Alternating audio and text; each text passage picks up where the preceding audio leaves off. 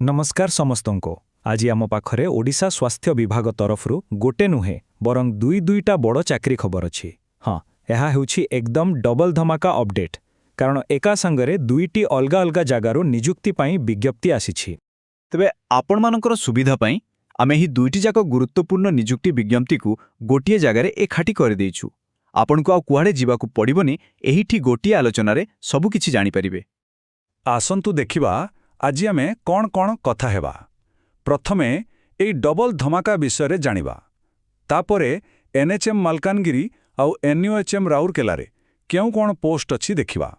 आउ हाँ, योग्यता बयस सीमा कौन सबु डॉक्यूमेंट दरकार आउ सबुठु जरूरी शेष तारीख केबे से सबु विषय भी आलोचना करिबा। तेबे चलंतु आरंभ करिबा। ओडिशा स्वास्थ्य विभागर एही दुईटी बड़ सुजोग आसीछि।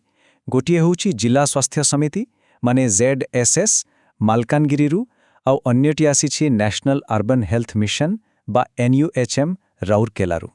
देखंतु दुईटा जाक विज्ञप्ति रे बहुत भलो सुजोग रहिछि। मालकानगिरी रे जो पदवी गुडिक अछि सेगुडिक हेउछि नेशनल हेल्थ मिशन अधीन रे कॉन्ट्रैक्चुअल पोस्ट, किंतु राउरकेला रे टिके अलगा। सेठी NUHM अधीन रे कॉन्ट्रैक्चुअल पोस्ट भी अछि आउ ता सहित पार्ट टाइम पोस्ट भी अछि। ठीक अछि, तेबे चलंतु प्रथमे NHM मालकानगिरी रो विज्ञप्ति विषय रे पूरा डिटेल रे कथा हेबा। एई देखंतु एइटा होउछि ऑफिशियल नोटिफिकेशन। आमे जहा भी कथा हेबा सबु किछि सीधा सड़क एई विज्ञप्तिरु निया जाइछि, तेणु एथिरे कोनोसी संदेह नाही।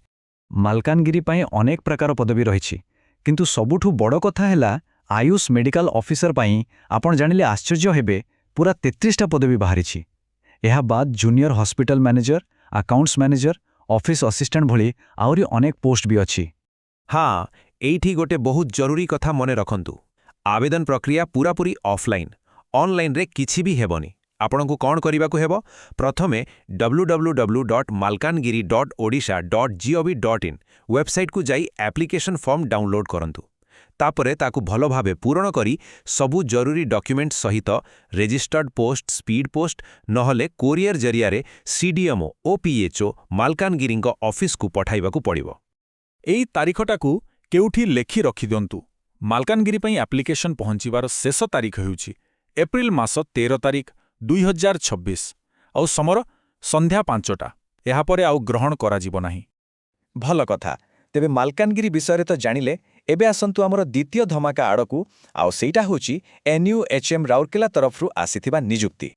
देखंतु एइटा हेला राउरकेलार ऑफिशियल विज्ञप्ति, तेणु एठी भी सबु तथ्य एकदम सठिक आउ भरोसा योग्य।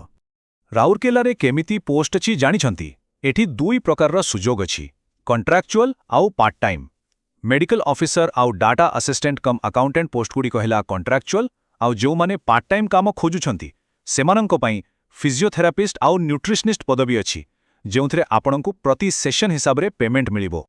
मालकानगिरी भली राउरकेला पाई भी एप्लिकेशन मोड ऑफलाइन रहिछि। आपनको फॉर्म आउ डॉक्यूमेंट सबु रजिस्टर्ड पोस्ट नहेले स्पीड पोस्ट जरियारे ADUPHO राउरकेलांक ऑफिस को पठाइबाकु हेबो। आउ एहार शेष तारीख हेला एप्रिल मास 29 तारीख 2026, किंतु एठी समयटा टिके अलगा। दिन गोटाए सुद्धा एप्लिकेशन पहुंची जिबा दरकार। एई कथाटा ध्यान रे रखिबे। आसंतु एबे सबुटु गुरुत्वपूर्ण कथा विषय जानिबा, ताहा हेला एही पदवी गुडिक पाई योग्यता आउ बयस सीमा कोन रहिछि, किए केउ पोस्ट पाई आवेदन करि परिबे। एही टेबुल को टिके भल्ल भावरे देखंतु। राउरकेलारे मेडिकल ऑफिसर पाई MBBS योग्यता सह बयस सीमा रखा जाइछि 70 वर्ष पर्यंत, अर्थात अभिज्ञ डाक्तर मानक पाई एहा एक बहुत बड़ सुजोग। अन्यपटे मालकानगिरी रे आयुष मेडिकल ऑफिसर पाई BAMS किंबा BHMS करिथिबा दरकार आ बयस सीमा रहिछि 38 वर्ष। सेपरि डाटा असिस्टेंट पाई कॉमर्स रे ग्रेजुएट सह PGDCA किंबा DCA दरकार आ बयस सीमा 40 वर्ष। अच्छा, आवेदन करिबा पाई केउ सबु डॉक्यूमेंट दरकार पड़िबो से विषय टिके जानि नेबा, नहले परे बहुत असुविधा होई पारे।